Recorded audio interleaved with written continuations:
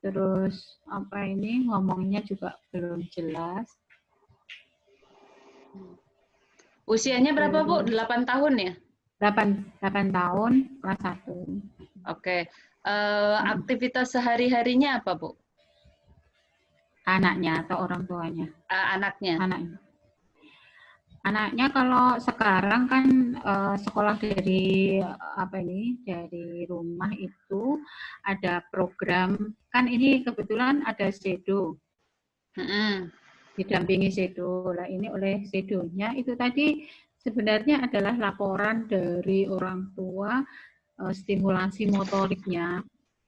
Stimulasi motoriknya itu mulai lempar, tangkap bola, terus kemudian tendang bola, kemudian apa ini sepeda, itu sebenarnya kan laporan dari orang tua, stimulasi yang diberikan oleh Sedo. Terus kemudian dia itu nulisnya memang masih belum, motorik halusnya itu masih bermasalah memang. Jadi ini dilatih menulis di apa ini ya, tegak, lurus, kemudian diagonal, ada titik-titik itu. Kebetulan di Facebook itu kan Bu Rizka Timoti itu kan apa itu nge-share beberapa apa ini untuk latihan membuat garis itu. Ya. Tapi kan seperti yang kita ketahui kalau dia punya badan aja belum kuat untuk menulisnya pasti akan berat. Tadi di awal saya tanya aktivitas anak ini sehari-hari apa saja. Nah, kalau dilihat dari informasi yang Ibu kasih kan ibunya berjualan ya? Ya ayahnya yang jualan. Jadi dia itu apa ini? Ayahnya yang jualan pentol. Terus ibunya asisten rumah tangga di rumah orang itu. Jadi di rumah itu dia praktis dengan mbahnya. Nah, ya, jadi dia hanya bermain.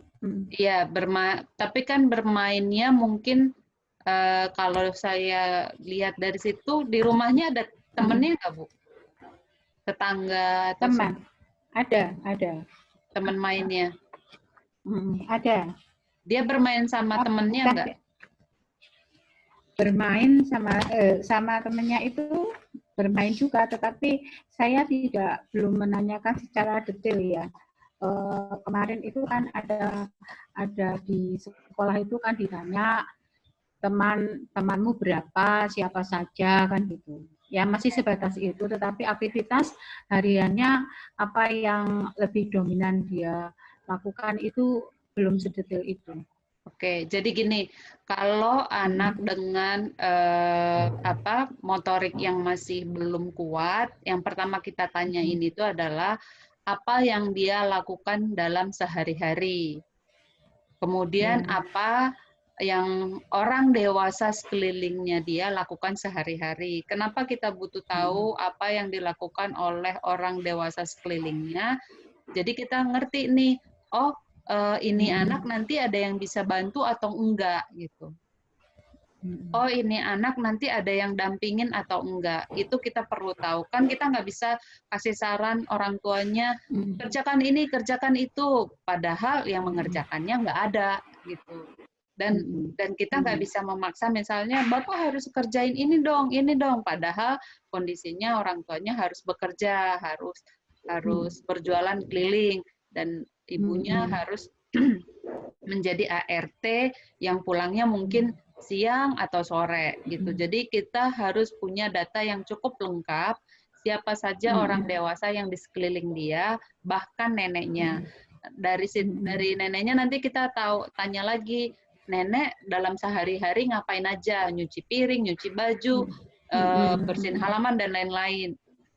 Kita cari tahu dia kira-kira bisa dalam satu hari itu menghabiskan berapa banyak waktu untuk si anak. Misalnya, oh saya hanya bisa 10 menit saja.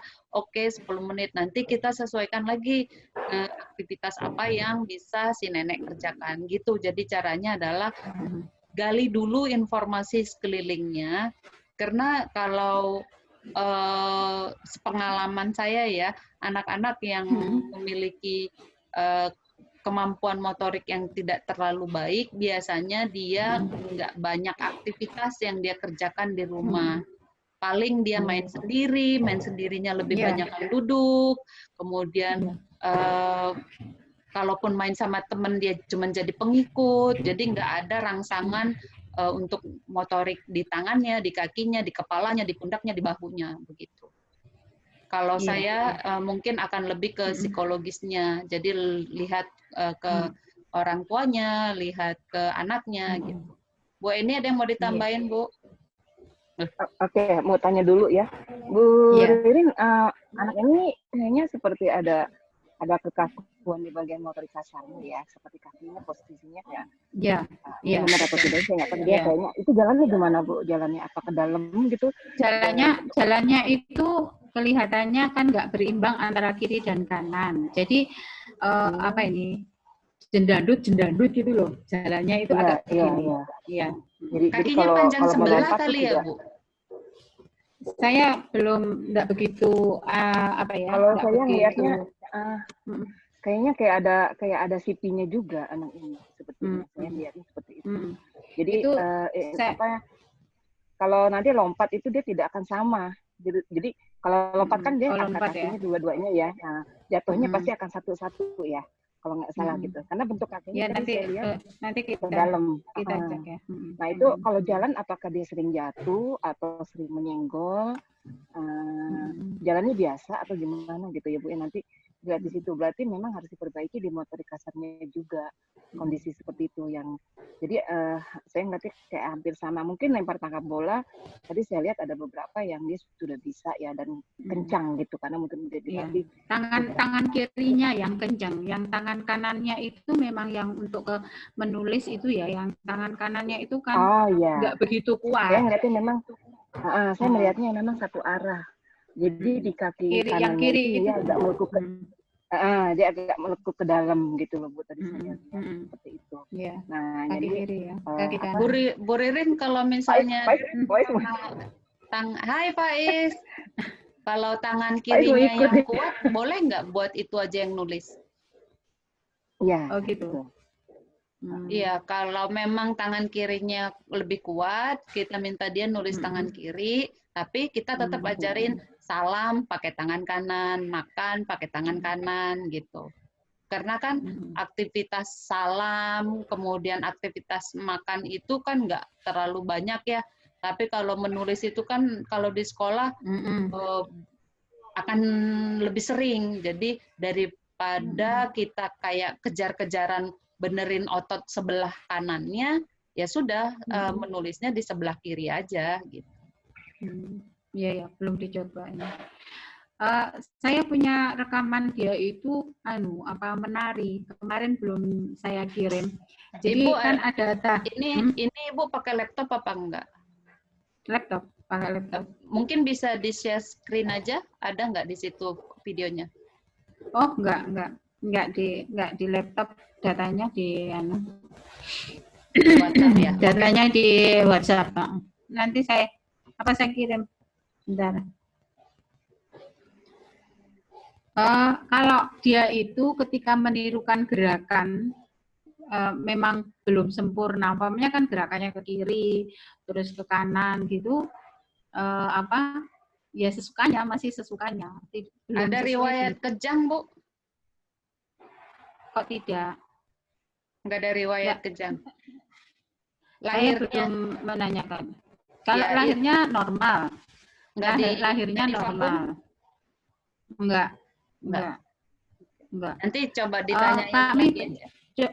Ya, ini di sekolah itu untuk riwayat itu semua itu ada, tetapi saya enggak hafal. Jadi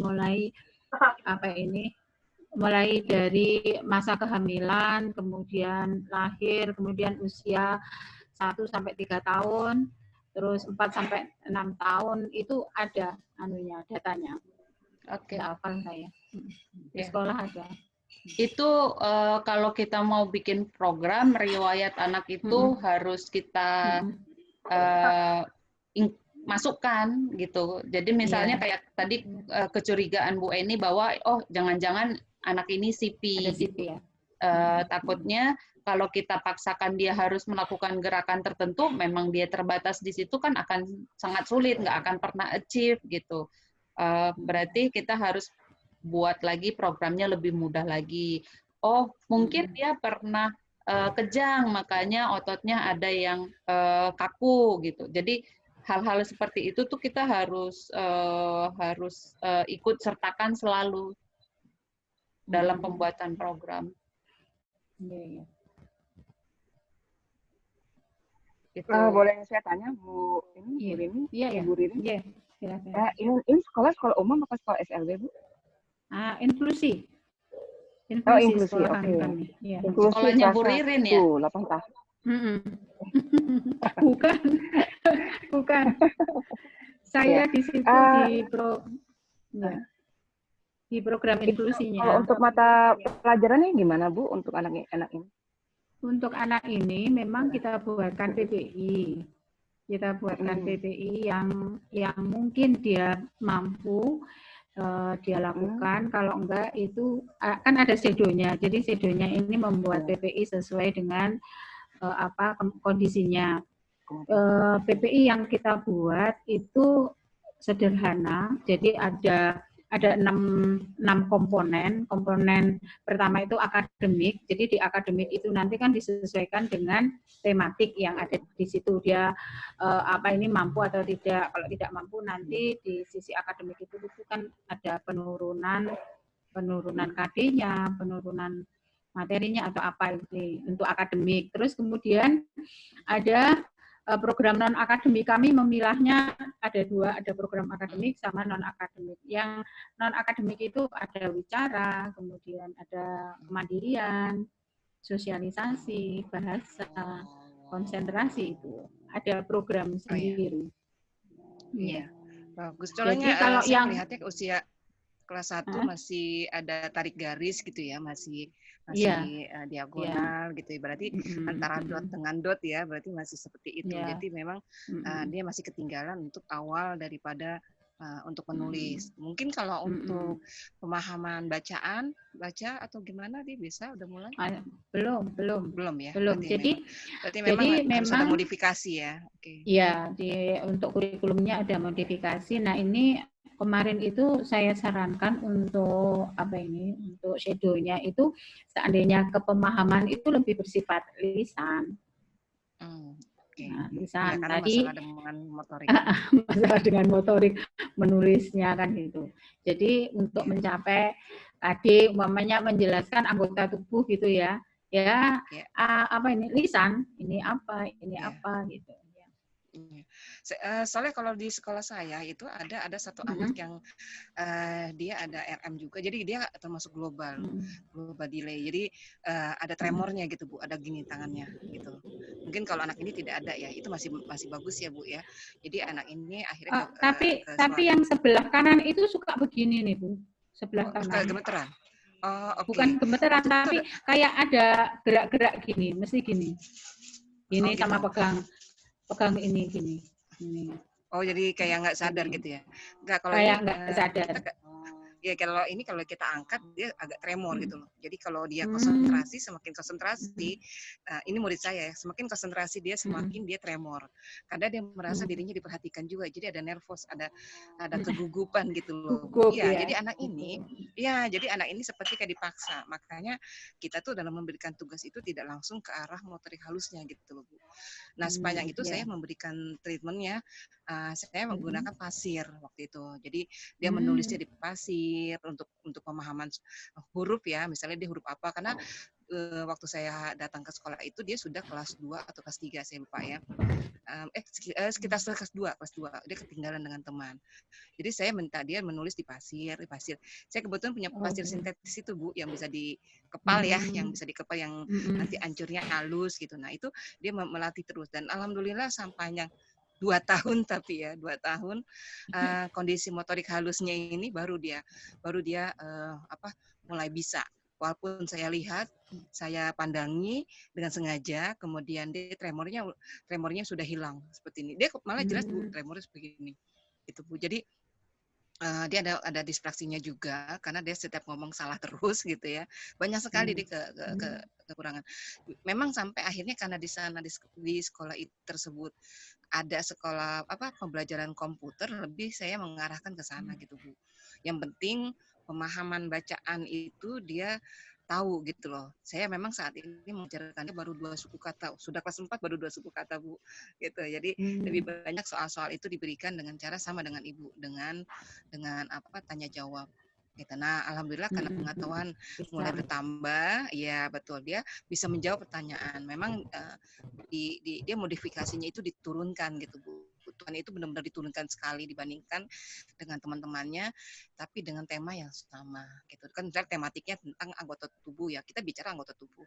Kalau anak lain kan anggota tubuh berserta kalau ada bagian-bagian terkecil, kalau dia hanya ya bagian anggota tubuh yang fungsinya aja sampai situ aja seperti itu. Nah itu jadi mungkin ya ada beberapa kalau memang ada di tempat terapi sudah diberikan bermacam treatment seperti itu yang melakukan yang penting tadi saya ngeliatnya komunikasinya agak lumayan ya, dia paham orang lain berbicara gitu dan dia menjalankan itu bagus sekali Bu. Dia udah ada gitu. Hanya saja memang kita nggak bisa menafikan dia itu harus bisa paling tidak memegang pensil sama menulis walaupun kita tidak mengangkat dia lebih banyak porsinya. Karena nanti kan kalau ujian pun dia akan ketemu kan Bu. Gitu, ujian seperti menyilangkan, melingkari. Nah, itu kan yang harus dia bisa target kita minimal seperti itu untuk kelas 1. Gitu. Karena nanti pun kalau ibu dia sampai kelas 6, ibu akan ketemu dengan soal-soal yang akan berbeda nanti dengan anak-anak yang lain. Mungkin dia tidak ikut UN, mungkin ya, karena variasinya memang jauh banget gitu Bu untuk anak ini.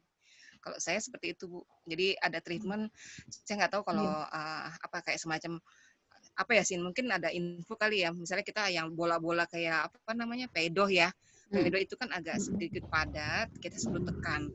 Tekannya itu bukan hanya sekedar yang bagian sininya aja Bu. Saya memberikan latihan itu bagian ujung jari. Karena anak ini tidak bisa menekan ujung jarinya. Nah, sedangkan pensil ini harus ada kekuatan pitch gitu ya Bu. Nah, itu kan yang kekuatan tangan inilah yang akan membuat dia. Dan alhamdulillah selama ini menulisnya sudah bagus. Tidak ada tremor. Tadinya dia keriting Bu, dan dia bikin anak ini kalau setiap menulis dia tuh selalu nangis. Itu yang saya sedihkan di situ. Nah ini saya latih, alhamdulillah sekarang menulis sudah mau.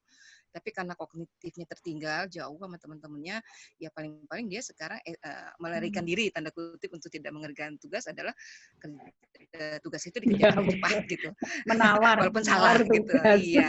Tapi paling tidak dikerjakan gitu dibandingkan teman daripada dulu. Dulu setiap ketemu pensil sama buku itu seperti seperti sawan gitu lah. Itu seperti itu Bu. Iya. Itu kalau dari saya ya Bu ya. Stimulasi ya. Kemarin stimulasinya seperti meremas itu loh kertas itu ya, meremas kertas. Kalau kertas mungkin terlalu enteng ya Bu ya. Dia harus ada sesuatu yang agak keberatan dikit.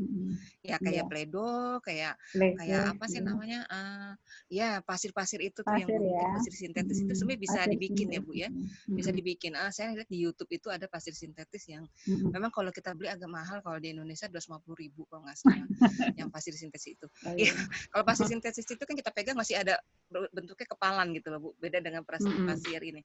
Atau di YouTube ada kok Bu dicampur apa gitu pasir biasa dicampur apa saya kurang paham juga waktu itu. Pasir sintesis ya. Sintetis. Jadi dibikinlah seperti itu. Nah, jadi saya pernah dapat info dari salah satu guru pendamping, bisa kok Bu bikin gitu. Kalau saya memang beli bisa bikin di YouTube aja ada katanya. Seperti itu Bu. Jadi agak padat, yang agak sulit dan anak menekan ada tekanan ya. Atau ibu bikin ada celengan yang dibuat agak sempit gitu loh dari uang itu, jadi dia menekan jarinya itu. Nah, dia memasukkan uang di celengan itu Bu, kayak gitu. Jangan kekuatan ininya nih, yang dia itu sama daerah sini. Nah, nanti akan pindah ke daerah pergelangan tangannya.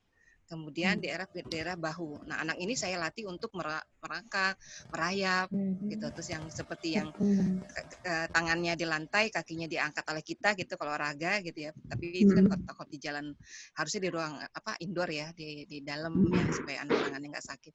Nah, kekuatan dari sendi-sendi tangannya itu Bu, saya latih. Jadi dia tidak capek kalau dia itu menulis gitu. Sama postur duduknya. anak-anaknya ini karena malas ya, udah hopeless, udah sedih, dia nggak bisa, akhirnya dia tidak mau menulis, akhirnya tiduran setiap ada apa namanya, ada kegiatan menulis. Jadi menulisnya itu sembari tangannya ditelekan ke meja gitu, jadi kayak gitu. Iya. Kan seperti itu. Nah, akhirnya dia harus kita tegakkan. Itu posisi yang saya berikan di guru pendamping di sekolah. Iya. Mungkin Sinta ada lagi? Bu Sinta? Bu Sinta, saya kirim video. Iya, sudah sampai Bu. Gini, semua saran yang tadi dari Bu Eni itu dimasukkan ke orang tuanya. Jadi orang tuanya yang kerjakan. Jadi kayak misalnya tadi kan merayap, kemudian meremas, semuanya itu kayak gini Bu. Kan kadang-kadang orang tua, Bu, latih dong anaknya gitu, tapi dianya sendiri bingung harus ngapain. Jadi Bu Ririn itu kayak kasih beberapa list aktivitas yang mereka bisa kerjakan. Kalau perlu Ibu sudah kirimkan mereka dari Senin sampai Minggu, dari bangun sampai tidur lagi jadwalnya. Ini saya selalu ulang-ulang ke orang tua, ini perlu jadwal. Karena apa? Karena supaya dia bisa memanage waktu si orang tua sendiri dan bisa memanage waktu si anaknya bersama aktivitas yang mereka harus kerjakan. Jadi misalnya gini, si bapaknya itu berangkat berdagang dari jam berapa dan pulang jam berapa. Kita nggak mungkin misalnya bilang, oh bapaknya pulang jam 4 sore, jam 5 bapak harus ngajar ya, kan capek gitu. Jadi kita harus tahu dia pulang jam berapa. Oh saya pulangnya itu jam 4. Gimana setelah sholat Isya, mungkin bapak bisa kasih waktu 15 menit. Seperti itu. Oh 15 menitnya ngapain ya? Oh, bapak mungkin bisa main wheelbarrow yang tangannya di bawah, kakinya di atas, dia jalan sambil kayak bercandaan, atau ditambahkan dengan aktivitas huruf misalnya sambil kakinya diangkat, tangannya di bawah, pegang huruf A atau huruf B gitu. Jadi ada aktivitas akademik bersamaan dengan aktivitas motoriknya juga. Itu cukup 15 menit aja, karena kan kita berpikir gini, jangan sampai ayahnya yang sudah lelah kita bebanin dengan tugas lagi, dia jadi nggak mau ngerjain. Emosinya juga jadi main nanti di situ. Jadi supaya bapaknya juga kan punya keinginan untuk anaknya berubah kan, makanya dia datengin Bu Ririn, minta pendapat dan lain-lain gitu. Hanya saja karena kemampuan dan fasilitas yang nggak mencukupi, makanya dia nggak bisa. Jadi kita kasih solusinya begitu. Kemudian kita tanya, Ibu pulang jam berapa dari ngurusin rumah gitu? Oh saya pulang dari tempat saya kerja itu sore jam segini. Oh nanti Ibu 15 menit lagi. Bayangkan kalau dalam satu hari neneknya pagi-pagi 15 menit, bapaknya 15 menit, ibunya 15 menit, itu sudah tercukupi. Kalau misalnya ayahnya nih setelah sholat subuh, ini kan lagi puasa, sholat subuh, kemudian sahur, kita minta 10 menit dia keliling kampung sambil diajarin anaknya untuk jalan kaki kiri dengan tangan kanan, jadi saling silang. Karena ini juga latihan untuk koordinasi kiri kanannya dia, kemudian otaknya supaya balance, nyuruh kakinya yang kiri tapi tangan kanannya yang maju. Ini penting. Itu cukup 10 menit setelah sholat subuh, sahur dan lain-lain. Dia 10 menit keliling, tapi ada target, misalnya jalannya harus tepat gitu. Itu setelah selesai, pagi-pagi neneknya udah selesai beresin rumah 15 menit atau 10 menit. Jadi ada aktivitas yang teratur. Udah gitu kita bisa jadwalkan, misalnya dalam satu minggu ini kita mau targetkan tangannya saja, kakinya saja. Jadi semua aktivitas ada di lingkungan tangan. Misalnya lempar tangkap, kita mau 2 minggu ini lempar tangkap bola, kemudian kita mau dia manjat, menahan badannya. Habis ya waktunya. Waktunya habis toh. Lanjut aja. Lanjut. Enggak apa-apa. Masih bisa, Bu. Jadi kita buatkan target, jangan misalnya random, kadang kaki, kadang tangan, kadang ini gitu. Jadi 2 minggu hanya tangan saja, 2 minggu hanya kaki saja. Nanti setelah ada kemampuan-kemampuan dasar yang dari 2 minggu sebelumnya, kita combine yang kakinya sama tangannya yang sudah bisa apa kita gabungkan gitu. Jangan sampai nanti anaknya juga stress out. Padahal kita mau mainkan sama dia, kita mau main lempar tangkap bola, cuman karena aduh nggak bisa-bisa gitu, jadinya dianya juga nggak mau main lagi. Ganti lagi. Gitu. Jadi buat sebentar-sebentar, tapi variasi dan menarik sehingga anaknya juga nggak bosan. Kita yang ngajarin pun nggak bosan. Gitu. Jadi dibuatkan aja dulu list aktivitas, Ibu udah buatkan list aktivitas, kemudian masukkan ke dalam jadwal mingguan, tapi minta orang tuanya yang masukkan, karena dia yang tahu, oh saya kalau main bola di malam-malam kayaknya nggak sanggup deh. Gitu. Saya kalau main wheelbarrow malam kayaknya nggak sanggup deh. Tapi saya kalau mau remas-remas kertas bisa nih siang-siang gitu. Dan si nenek juga jadi ngerti, oh saya kayaknya kalau wheelbarrow nggak mungkin deh ngangkat kakian itu anak gitu. Tapi saya kalau misalnya meremas Play-Doh bisa deh. Gitu. Kemudian lilin itu Bu, lilin juga harus dibuat dari yang paling lembek sampai yang paling keras. Halo. Faiz. Mau ikutan dia. Malu.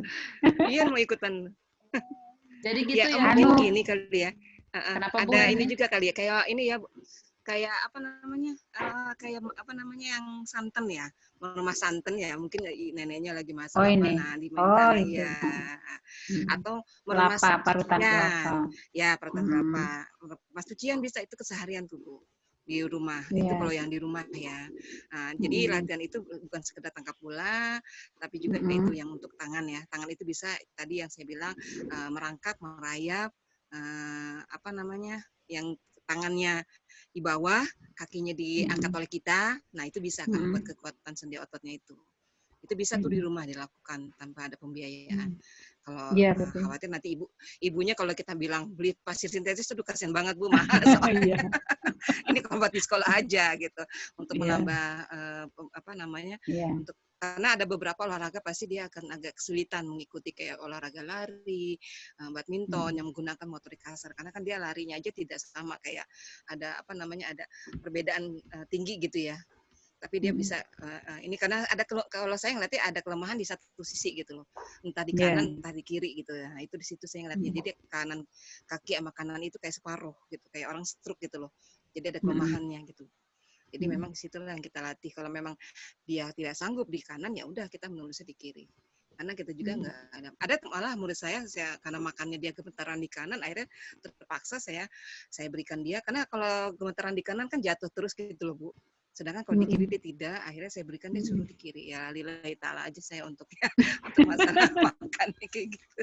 Ya karena mungkin daripada tapi dia akhirnya bisa ya gitu. ganti kiri bisa. Tapi kita latih terus, bisa. Kita latih. Karena memang kekuatannya di kiri dia. Jadi tapi kita jangan putus asa berhenti di sana. Jadi ada ini akhirnya bisa nulis dua tangan. Dua arah. Juga dua tangan. Iya, kalau dia sudah mampu di kanan ya kita pindahkan. Kalau menulisnya dia nyamannya di kiri ya sudah kita sampai di situ aja di kiri. Banyak murid-murid saya yang ADHD, yang bermasalah dengan itu ya saya berikan dulu. Nanti dapat kita latih daripada dia nanti disuapin terus kan jadi kemandiriannya tidak ada gitu loh Bu. Gitu ya. Jadi saya mengambil kemandiriannya dapat dulu sementara untuk masalah tangan kita perbaiki dulu seperti itu. Itu mungkin dari saya. Saya nambahin dikit Bu, ini gizinya ya. Karena kalau saya perhatikan dia kan badannya kurus dan agak kering, kulitnya jenisnya kering. Jadi cari tahu anak ini dalam kesehariannya makan apa aja. Jadi kalau misalnya Ibu lihat, oh kayaknya memang dia kurang di proteinnya kah, di lemaknya kah, di kalsiumnya kah, atau zinknya, karena kita benerin nih otot-ototnya dia, kita banyakin dia olahraga, banyakin dia sensori integrasi, tahu-taunya masa ototnya yang nggak ada. ya kan? Jadi asupannya nggak Asupan gizinya gitu. ya. Jadi kan nggak memungkinkan. Jadi jangan dipikirkan bahwa makanannya pasti mahal, enggak. Untuk otot itu kan dibutuhkan protein. Protein ada di mana? Ada di tempe. Jadi cari tahu orang tuanya ini makannya dalam sehari-hari apa aja sih. Dan itu nggak mahal kok. Magnesium itu sama zinc ada di singkong mungkin, saya kurang tahu persis ya. Tapi singkong itu bagus dari daunnya, dari ubinya sendiri, buahnya. itu bagus. Kemudian kacang-kacangan itu juga bagus, dan itu kan di kampung mudah didapatkan gitu loh. Jadi perbaiki gizinya juga supaya apapun yang kita kasih aktivitas motoriknya itu berkesinambungan gitu. Ya Bu ya. Bu, ini saya share video yang barusan supaya bisa lihat sendiri ya. Oke.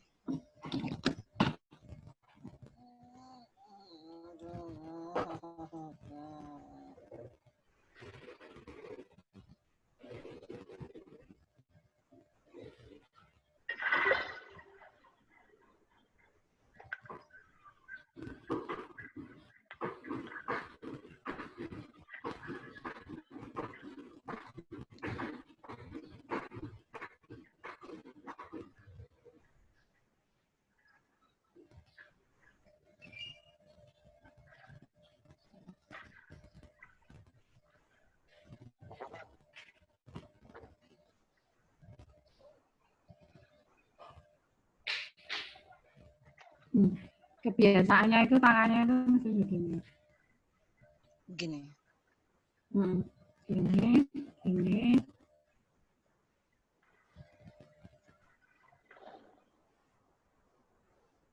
Dia suka sekali gerak dan lagu itu. Pokoknya apalagi musiknya reok gitu.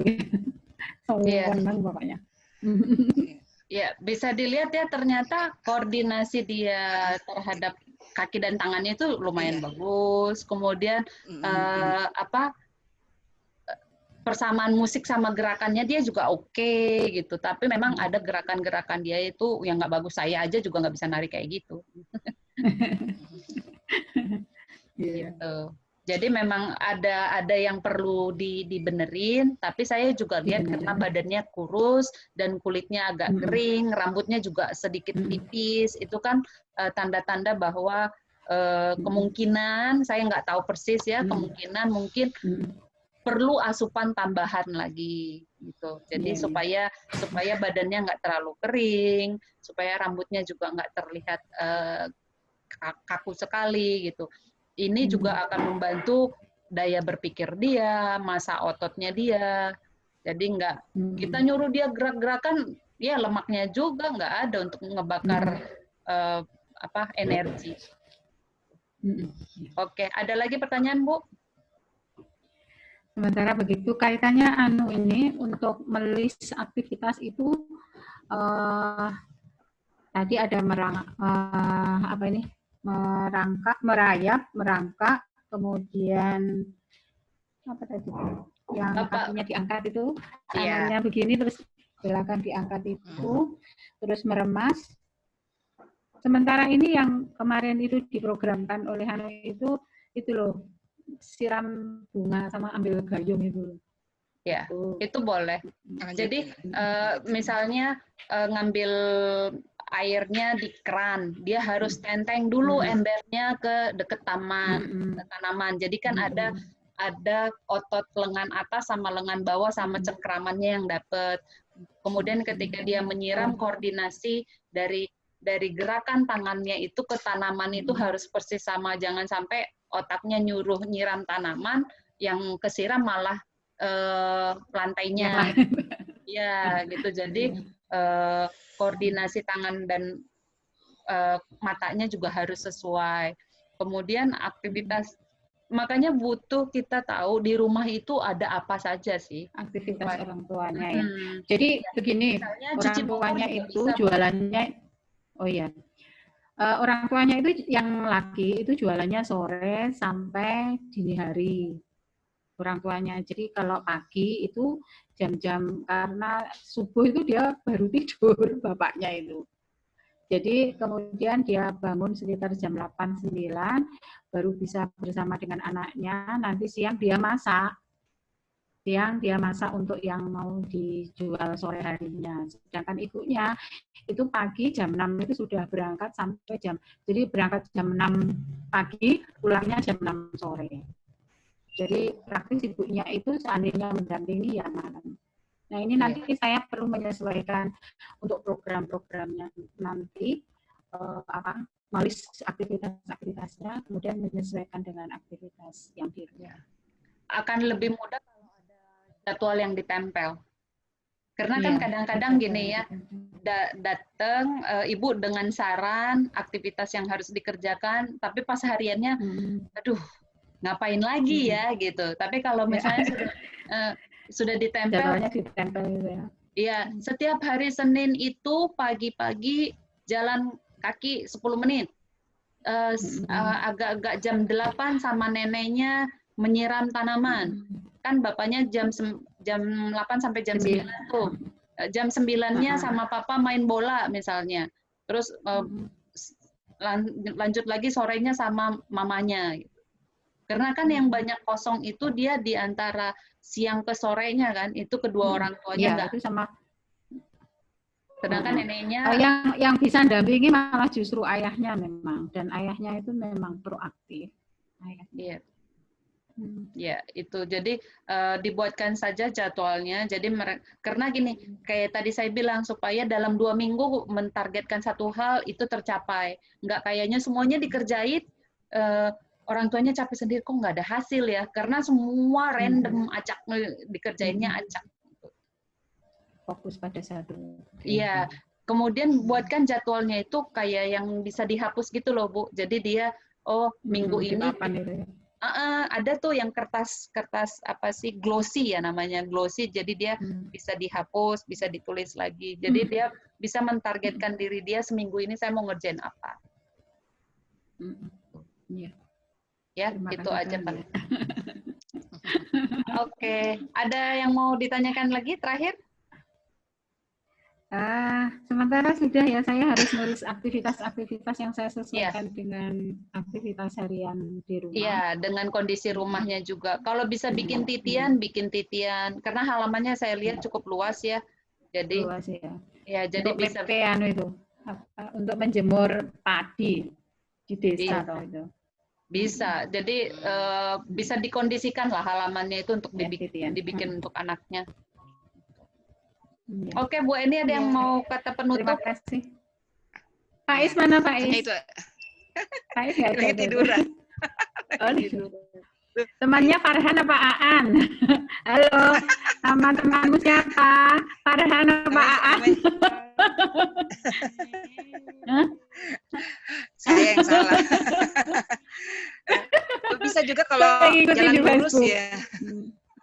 Jalan lurus itu pakai apa? Kapur Bu, kasih kapur Bu. Di gitu. di apa?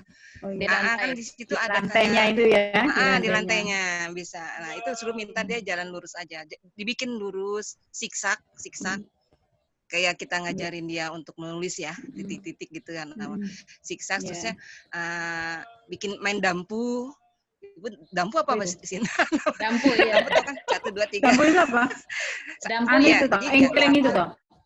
Nah, 1 2 3 4. Ya. Nah, gitu ya. 1 lagi, terus 2 lagi apa dah. Kalau kita bahasanya di Jakarta atau Depok itu bilangnya dampu. Enggak tahu kalau di daerah engkleng, kayak engkleng ya. Engkleng. Ya. Kayak gitu ya. Kayak gitu. Nah, itu boleh tuh Bu di rumahnya diajarin gitu. Terus yang apa? Nanti ada anak yang apa namanya? Jadi itu bisa murah tuh, orang tua mampu. Kalau memang kapur kan banyak yang jual ya, murah itu. Jadi bisa dipakai untuk latihan itu. Itu aja sih Bu buat nanti kegiatan tambahannya.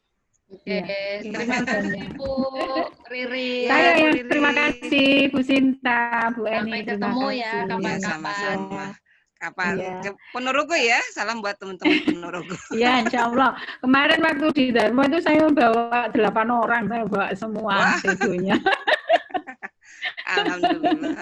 Iya, terima kasih banyak. Sukses juga untuk